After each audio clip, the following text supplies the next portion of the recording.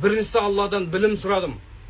Имам қажылыққа ниет етіп шыққан адам, пайғамбар саллаллаху сахих хадисте айтады. Ол адам дейді, түйесі аяғын көтергенде сауап жазылып, аяғын түсірген кезде күнәсі кешіріледі. Сен жай құлшылықта еместің. Сен ештеңе істемей самолетте отырсың. Бірақ ойлаңызшы, 3000 шақырымда түйе қанша қадам жасайды, сонша сауап жазылып, сонша күнәң төгіліп жатыр да сен. Әшейін самолетте отырсың сен. Сен қажылыққа деп ниет етіп шыққаның үшін. Қажылыққа деп ниет етіп шыққаның үшін. Ойлаңыз, сапардағының тілегі қабыл. Сен аяғыңды көтерсең сауап жазылып, күнәң төгіліп жатыр. Қажылар Алланың қонағы, олардың қалаған дұғасын Алла қабыл етем деп тұр. Қағбаның қасында 24 сағат бойы тілек қайтармайды. Сафа Маруаның төбесінде тілек қайтармайды.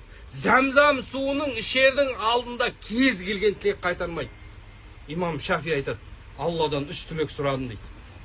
Біріншісі Алладан білім сұрадым. Имам Шафиді Алла бір мазхабтың жетекшісі қылып, ғалым қылып қойды. Екіншісі Алла тағаладан не сұрадым дейді? Екіншісі Алла тағаладан мерген болып сұрадым. Имам Шафи сияқты мерген адам болмаған.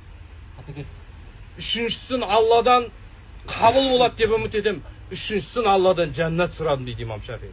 Сондай жерде жүрсің да, осындай дұғаң қабыл болатын мекенде жүрген кезде, азан мен қаматтың арасында тілек қабыл болады. Тағажүттің уақытында тілек қабыл болады. Машақат, қиындыққа түскен адамның тілегі қабыл болады. Сен үнемі қажылықта, машақатта жүресің. Сондай қабыл болатын мекенде әрбір секундың сенің бүкіл тағдырыңды өзгертіп жіберуі мүмкін. Уақытта жүріп, YouTube ақтарып отқан адамдарды да көрдік жақтық. Телефонынан ойын ойнап жүрген адамдарды да көрдік. Не ақ келдің бергі айналайын, не абысың сен? Телефонынан ойын ойнап YouTube қарайтын болсаң, Instagram мен TikTok ақтарып жататын болсаң, не ақ жүрсің бұл жерде?